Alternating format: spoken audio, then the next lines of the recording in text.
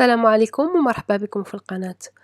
بما أننا بدينا الفيديو اليوم بشوية ديال التنظيف، غنغتنم هاد الفرصة هادي وغنجاوب على واحد السؤال كيتطرح عليا بزاف، وهو سؤال على هاد المنظفة هادي ديال الأرضية أو الجفاف ديال الأرض اليدوي اللي هو هذا. أنا شريته من أمازون، الثمن ديالو تقريبا واحد 24€. وهو ملي كتشريه كيعطيوك معاه جوج القطع هادو الميكروفايبر اللي كيجففوا الأرض، وهما كيتصبنوا في الماكينة ولا باليد، وكيف ما كتشوفوا هنا كيلصق في هاديك القطعة ديال البلاستيك، وأيضًا كيعطيوك مع هاد القرعة هادي اللي كتركب في هاد الآلة هادي اليدوية، كتعمل فيها السائل ديال التنظيف، وكيتركب بحال هاد الطريقة هادي. ولكن أنا للأسف ديالي تخسّر ولا كيقطّر، يعني واخا ما كنضغطش على هاديك، واخا ما كنبركش على هداك البوطون اللي الفوق كيبدا يقطر. فملي كنسالي التنظيف ضروري منحيدة من تما، وإلا مشيت حتى نسيتها مركبة فحال هكدا كنلقاها كلها تخوات في الأرض. المهم هذه هي الطريقة ديال التنظيف، كنضغطوا على واحد الحاجة بلاستيكية الفوق حدا اليد، وكيخرج السائل فحال اللي كتشوفوا هنايا.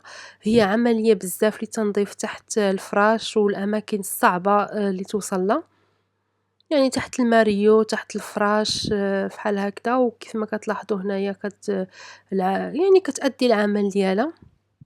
بالنسبة للسائل اللي كنستعملو لتنظيف الأرض هو هذا اللي غنوريه لكم دابا. كيرد الأرض كتشعل وما كتبقاش الأرض من بعد معلكة وفحال إلا استعملتي غير جافيل ولا مسحوق، يعني سائل عادي. المهم دابا ملي سالينا التنظيف، اليوم غنوجد معكم واحد الحلوى ديال التمر. هاد الوصفة هادي عندي معتمدة هادي سنين وسنين، وخديتها من هاد الكتاب هذا اللي كتشوفوه هنايا اللي غنوريه لكم دابا شوية. هاد الوصفة هادي هي ساهلة بزاف. المشكل فيها هو أن القياس اللي عطات في الكتاب عطاتو بالكاس، قالت كاس صغير. المهم أنا عبرت بهاد الكاس هذا ديال الياغورت اللي فيه تقريبا 110 غرام. المقادير هي 250 غرام ديال الزبدة في حرارة المطبخ، 2 الكؤوس صغار ديال الزيت النباتي، 2 ديال الكؤوس صغار ديال السكر بودرة. كيف ما شفتوا أنا استعملت في القياس هذاك الكاس ديال الياغورت.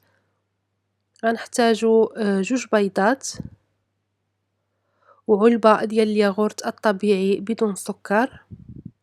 غنحتاجو الملعقة صغيرة ديال الخميرة ديال الحلوى أو البيكين باودر، وواحد القبصة ديال الملح. وغنحتاجو الدقيق، هي قالت في الوصفة على حسب الخليط، أنا حطيت حدايا كيلو ديال الدقيق، وغادي نوريكم من بعد شحال احتاجيت. هذا هو الكتاب اللي عندي هذه سنين وسنين، الوصفات ديالو زوينة بزاف. وهاد الوصفة هذه بالضبط سميتها في هاد الكتاب الحلوى المراكشية. هاد الحلوى هادي كتجي لذيذة بزاف وكتجي هشيشة. بالنسبة للناس اللي غيسولوني على هاد الحامل هذا ديال الكتوبة ديال الطبخ، وأيضًا ممكن تعمل فيه الآيباد والتليفون، شي بعض المرات كنحط فيه التليفون. هذا شريته من إيكيا. المهم دابا نبداو في الوصفة.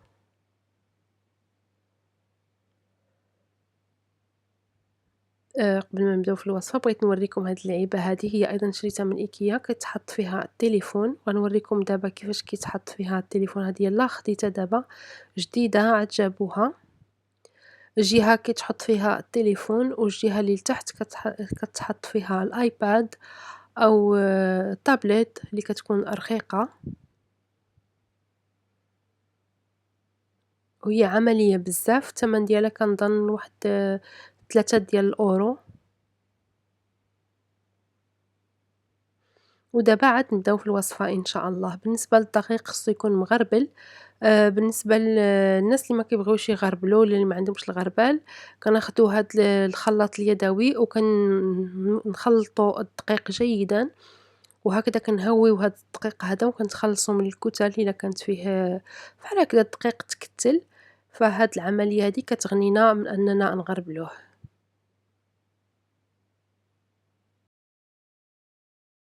في القصعة غنوضعو 250 غرام ديال الزبدة اللي كتكون في حرارة المطبخ، وغادي نخدموها بيدنا فحال هاد الطريقة هادي حتى كتولي فحال الشكل ديال البوماد. ممكن نستعملو الطراب اليدوي إلا كان عندكم طراب اليدوي الصغير يعني الميكسور ديال اليد أحسن من هذاك الكبير من العجانة.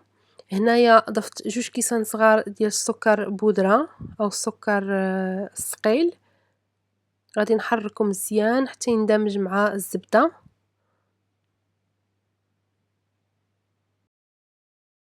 من بعد غادي نضيفو 2 كيسان صغار ديال الزيت النباتية وغادي نمزجو جيدا حتى تندمج هاديك الزيت مع الخليط ديال الزبدة والسكر.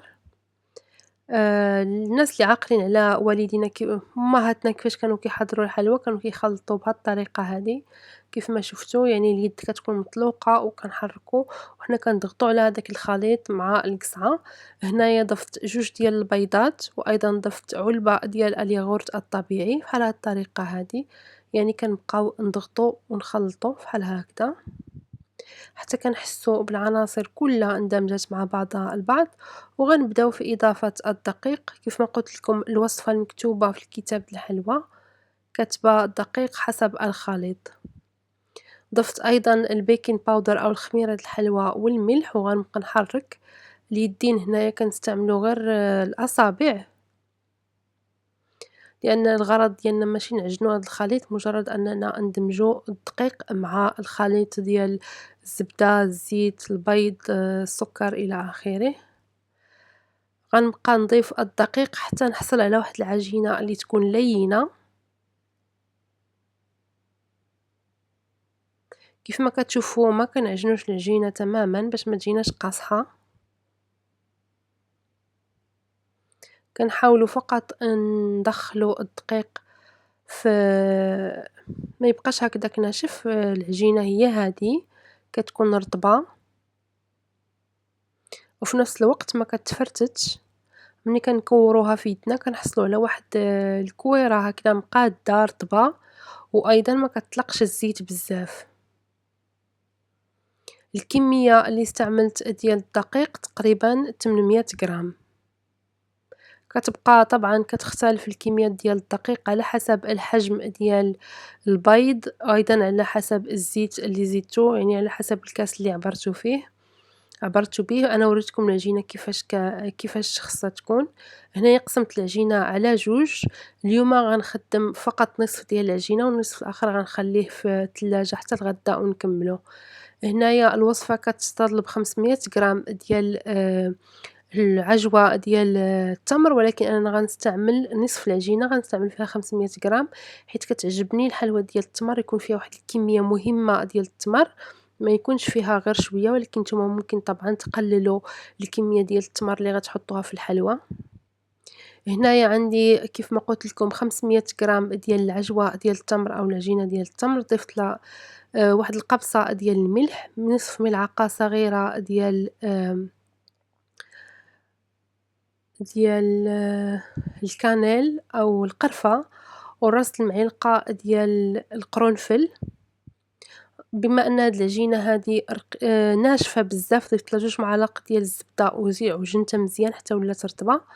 ملي وجدت عندي العجينة ديال التمر غادي نكور 2 كويرات من العجينة ديال التمر و2 كويرات من العجينة ديال الطحين، وغادي نشكل واحد الحلوى باش نشوف واش هو هذاك القياس اللي بغيت.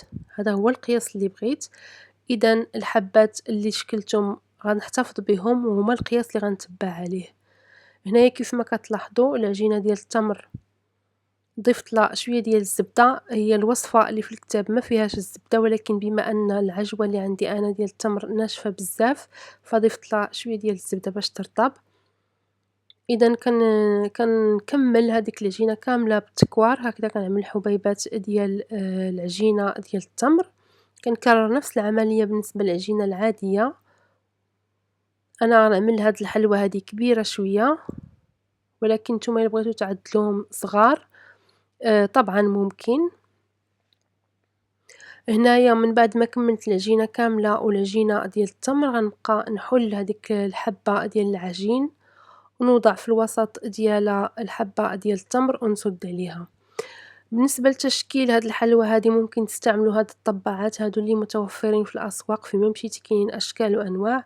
أنا غنستعمل هاد المثلثة هادي، ولكن أيضًا غنزوّق هاد الحلوى بواحد الطريقة جديدة، ما غنستعملوش فيها هاد الطابع هذا اللي كنتكيو عليه. كنظن كيقولوا لهم البيستولي. غنستعملوا هاد الدائرة هادي اللي مسننة. غناخد الحبّة ديال الحلوى ديال التمر، غنوضعها في وسط هاد القطّاعة هادي وغنضغط عليها باش تاخد الشكل الدائري. نحاولوا أننا نعطيوها واحد الدائرة تكون الشكل دائري يكون مقاد شوية.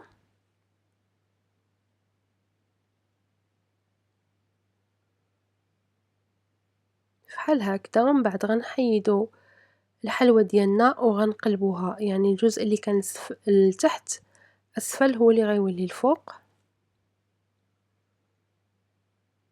وغنزوقو هاد الحلوى بهاد القطّاعة هادي بحال هاد الطريقة هادي. نحاولوا نضغطوا مزيان حتى تبان لنا العجينة ديال التمر.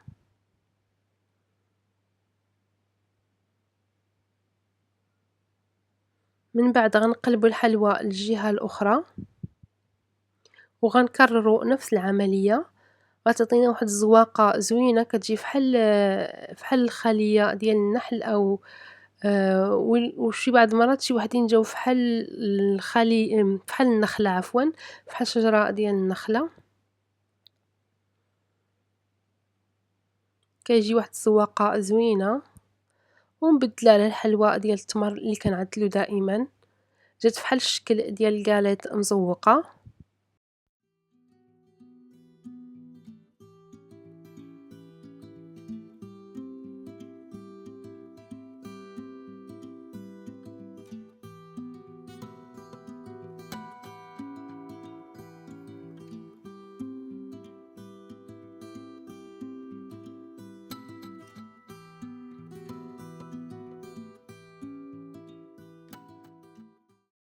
بعد ما كملت نصف الكمية ديال العجين ونصف الكمية ديال التمر وزوقتها بحال هاد الطريقة هادي، الفران عندي مسخن على درجة حرارة 150، وغندخل هاد الحلوى اللي حطيتها في صينية الفرن مغطية بورق المطبخ. غنخليها طيب على خاطرها حتى تبان لي قبطات راسها وتحمرات شوية من التحت. غتاخد تقريبا واحد 25 دقيقة. الفران خصو يكون هادي، ما تكونش العافية مجهدة بزاف. هاد الجزء التاني ديال الحلوى نزوقو بهاد الطابع هذا المثلث. غتجي هاد الحلوى هادي شوية غليظة على هاديك اللي بسطناها. فمنين ندخلوها للفران طبعًا غتاخد واحد الوقت أطول باش طيب، غتاخد تقريبا واحد 35 دقيقة. المهم كنخليو عيننا نبقاو مراقبين الفران، ما نمشيوش نخليوها حتى تبان لنا شدات راسها وتحمرات واحد التحميرة خفيفة. وفي هاد الوقت هذا غنجمع فيه الكوزينة، غنغسل الأواني اللي استعملتهم في تحضير هاد الحلوى هادي. ومني غتخرج الحلوى من الفران اللي هي هذا هو الشكل ديالها، غنخليها حتى تبرد تمامًا. هاد الكاليط هذا غنزوقو بالسكر كلاصي أو السكر الثقيل.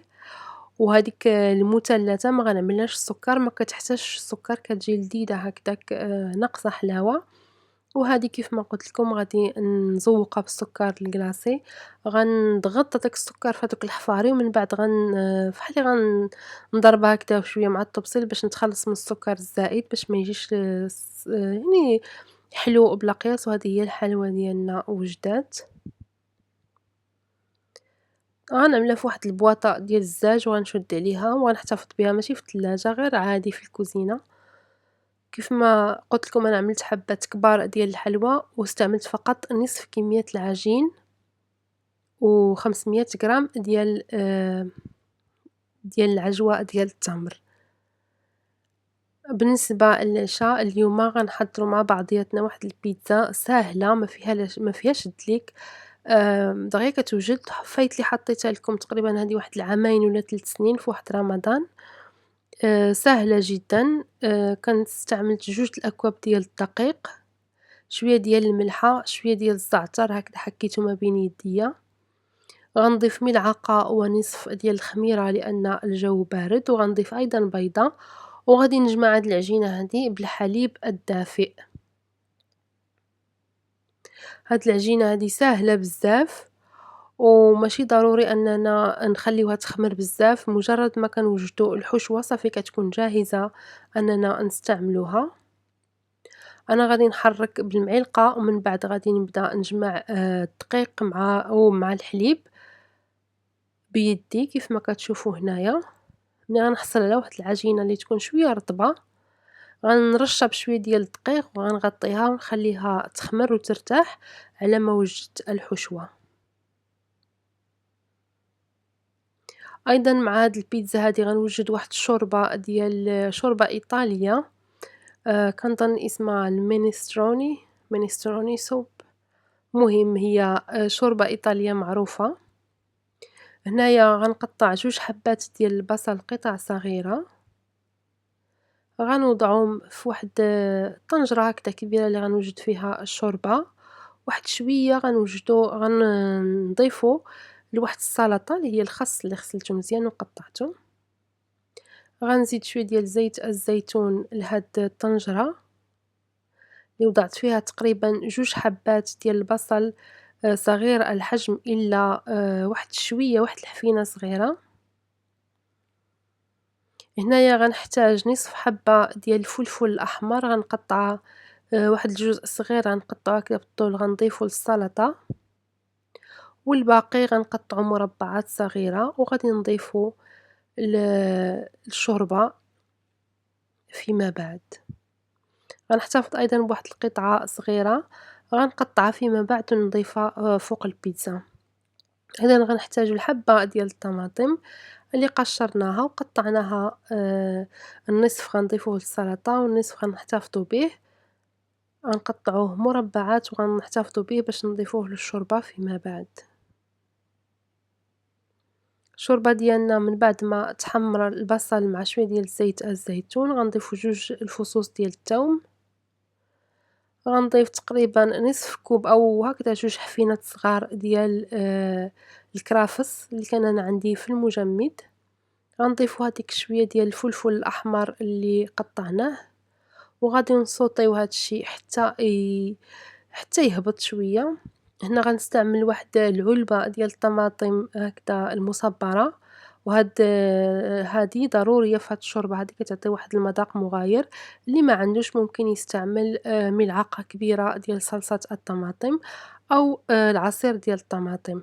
من بعد ما تحمرت الخضرة غنزيد الما، غنتبّل بالملح، بالفلفل الأسود، نضيف واحد الكمية مهمة من الملح، تقريبًا نصف ملعقة صغيرة ديال الفلفل الأسود. هاد الشوربة هادي كتجي شوية حارة، غنضيفو شوية ديال الفلفل الحار المجروش تقريبًا واحد ربع ملعقة أو حسب الذوق، ونصف ملعقة ديال أعشاب de Provence أو herbe de Provence. ممكن نستعمل شوية ديال الزعتر وشوية ديال الأزير أيضًا، وكنضيفو الطماطم اللي هكداك قطعتها غير بيدي، وكنحرّك.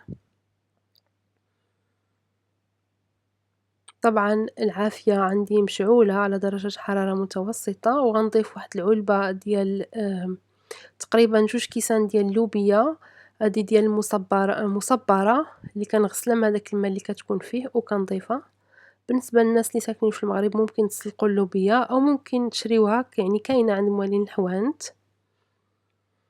أيضًا هنايا عندي لي شو أو الكرومب غنقطّع واحد الجزء كيبقى على حسب الذوق، ممكن تعملوا بزاف أو شوية على حسب الذوق ديالكم، لكن هو أيضًا حاجة ضرورية في هاد الشوربة هادي. غنضيف واحد شوية للسلطة والباقي غنضيفو لهاد الشوربة هادي. غادي نحرّك وغادي نقص العافية ونخلي هاد الشي يطيب على درجة حرارة تكون هادئة تقريبًا واحد 45 دقيقة. هاد الوقت هذا غنوجد فيه البيتزا. أول حاجة هي الصلصة، عندي الصلصة ديال الطماطم ماشي هاديك المركز ديال الطماطم، هادي غير صلصة ما فيها حتى شي حاجة، فقط طماطم عادية غنضيف لها شوية الملحة، شوية د الإبزار، شوية ديال herbe de Provence وشوية ديال الزعتر وشوية ديال التومة بودرة. هنايا غنبدا نوجد في الtoppings أو داكشي اللي غنزيدو الفوق في البيتزا. كيف ما قُلت لكم عندي شوية ديال الفلفل الأحمر الحلو، شوية ديال الشامبينيون. طبعا البيتزا ممكن تستعملوا فيها اي حاجه بغيتو، ماشي ضروري هاد الشيء. شويه ديال الزيتون، ايضا الزيتون الاسود والفلفل الاخضر كيجيو زوينين في هاد البيتزا. ومع الشوربه غنعمل شويه ديال الكروطون او الكروتونز. هنايا عندي شويه ديال الخبز شويه قاصح، شويه قطعته مربعات، وغنعملو في الصينيه ديال الفران، وغنتبلو بشويه الملحه، شويه الابزار، شويه ديال الثوم بودره وزيت الزيتون، وغندخلو الفران الصغير تقريبا واحد قسماين. المهم غير نشوفوه تحمر شويه نحيدوه ما نخليوهش حتى يتحرق.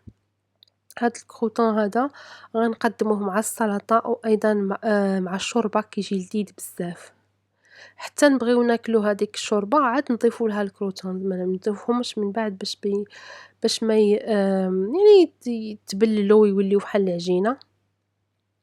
غادي نحرك مزيان من بعد ما ضفت زيت الزيتون، وغندخلهم الفران كيف ما قلت لكم واحد 10 ديال الدقائق تقريبا.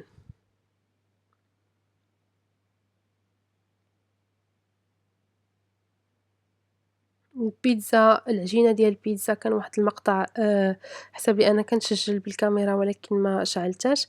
المهم من بعد ما خمرت شويه العجينه، دهنت هاد الصينيه بشويه ديال زيت الزيتون وطلقت كما قلنا العجينه. خصها تكون رقيقه، كلما رققناها كلما كان احسن. غنضيف فوق منها الصلصه، غنسرحها بالمعلقه. غنضيف مباشرة فوق الصلصة غنضيف الجبن. عندي جبن ديال الجودا تشيز.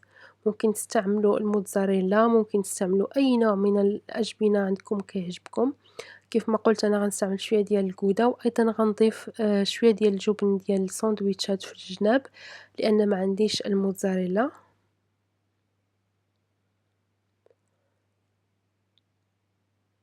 أيضًا عندي شوية ديال القطع ديال الدجاج، كنت عملت واحد الساندويتشات وشاط لي هداك الدجاج وخبيته، كان عندي في المجمد ودابا جبدته غنضيفو فيما بعد لهاد البيتزا هادي. غنعملو القطع ديال الشامبينيون، القطع ديال الفلفل وهداك الدجاج. طبعًا كيبقى هادشي اختياري، ممكن تستعملو الخضر فقط اللي عندنا، ما نحتاجوش أبدًا أننا نضيفو الدجاج أو أي نوع من اللحوم. وغندخل البيتزا للفران اللي كنكون سخنته على درجة حرارة 180 ل200 على حسب واش مزروبين بها ولا لا. وهنا الشوربة كنذوقوها واش محتاجة الملحة والفلفل الأسود، ومن بعد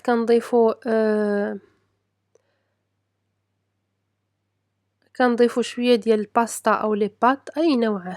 هو عادةً كتستعمل هذيك الألبو اللي الشكل ديالها كيكون شويه مدوره، لكن انا ما عنديش، استعملت غير هاد النودلز اللي كانوا عندي استعملتهم. كنخليوها حتى كتقرب طيب عاد كنضيفوا هادوك النودلز باش ما يتعجنوش. وهذه هي السلطه. الكروتونز هما وجدوا، الشوربه حتى هي وجدات، البيتزا ها هي غنبينها لكم دابا شويه خرجت من الفران. وهذا هو العشاء ديالنا. هذيك الشوربه غير جربوها على حسابي، كتجي لذيذه بزاف فعلا، كتجي غزاله. نتمنى أنكم تجربوها وتعجبكم. وصافي ملي تعشينا الحمد لله، جمعت الكوزينة غسلت اللواني ودابا غادي نرد كلشي لبلاصتو قبل ما نمشي نرتاح إن شاء الله. كنقول لكم شهية طيبة، وإن شاء الله نتلاقاو في الفيديو القادم. السلام عليكم.